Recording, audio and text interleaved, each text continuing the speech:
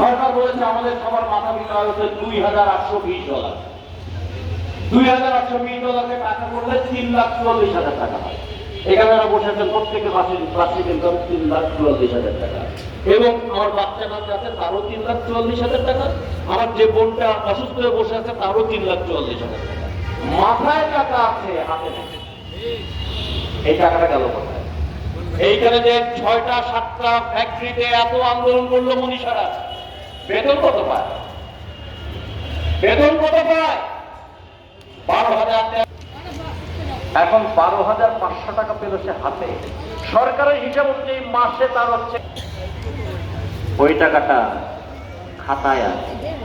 90 লক্ষ টন মাংস উৎপাদন হয়। সেই মাংস উৎপাদনের পরে আবার খিদল করতে হয় কিছুক্ষণ, যে মাংসতে খেয়েছি, নিজেও বোঝে অন্যকেও দেখায় যে মাংস খেয়েছি। এখন খালের দুঃখটা আছে,